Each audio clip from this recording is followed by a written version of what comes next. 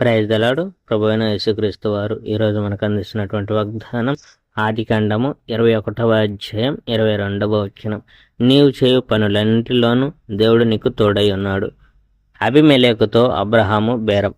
అంతటా అబీమెలెకు ఫిగేలు అబ్రహాముతో మాట్లాడారు. అబీమెలెకు అతని సైన్యాధిపతి ఫిగేలు అబ్రహాంతో ఇలా చెప్పారు, నీవు చేసే ప్రతి దానిలోనూ దేవుడు నీతో ఉన్నాడు. కనుక ఇక్కడ దేవుని ఎదుట నాకు ఒక వాగ్దానం చేయాలి.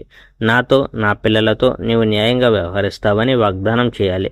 నీవు నివసించిన ఈ దేశం మీద నా మీద నీవు దయ కలిగి ఉంటానని వాగ్దానం చేయాలి. నీపైన నేను ఎంత దయ చూపెట్టానో నాపైన నీవు కూడా అంత దయ చూపెడతావని వాగ్దానం చేయాలి. నన్ను నీవు ఎలా పరామర్శించావో నేను కూడా నిన్ను అలాగే పరామర్శిస్తానని నేను వాగ్దానం చేస్తున్నాడు అన్నాను అబ్రహాము. అప్పుడు అబ్రహాము అబీమెలెకుతో ఒక ఫిర్యాదు చేశాడు. అబీమెలెకు సేవకులు ఒక మంచి నీటి బావిని స్వాధీనం చేసుకున్నందుచేత అబ్రహాము అబీమెలెకుతో ఫిర్యాదు చేశాడు.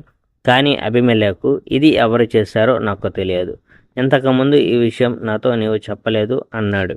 కనుక అబ్రహాము అబీమెలెకు ఒక ఒడంబడిక చేసుకున్నారు.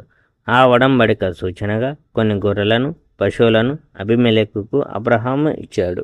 7 ఆడ గొర్రె పిల్లల్ని కూడా అబీమెలెకు ఎదుట ఉంచాడు అబ్రహాము. ఈ 7 ఆడ గొర్రె పిల్లల్ని ఇలా ప్రత్యేకంగా ఎందుకు పెట్టావు అని అబీమెలెకుకు అబ్రహాము అడిగాడు. ఈ గొర్రె పిల్లల్ని నా దగ్గర నుంచి నువ్వు స్వీకరించినప్పుడు ఈ బావిని నేను తవ్వించినట్టు రుజువు అవుతుంది అని అబ్రహాము జవాబిచ్చాడు. కనుక ఆ తర్వాత ఆ బావి బెహెర్షెబా అని పిలువబడుతుంది. బెహెర్షెబా అనగా ప్రమాణపు బావి అని అర్థం. వారిద్దరూ ఒకరికి ఒకరు ఆ స్థలంలో వాగ్దానం చేసుకున్న చోటు కనుక దానికి వారు ఆ పేరు పెట్టారు. కనుక అబ్రహాము అబీమెలెకు బెహెర్షెబా దగ్గర ఒక ఒడంబడిక చేసుకున్నారు. అప్పుడు అబీమెలెకు అతని సైన్యాధిపతి తిరిగి ఫిలిప్తీ ప్రజల దేశం వెళ్ళిపోయారు. Praise the Lord. May God bless our India.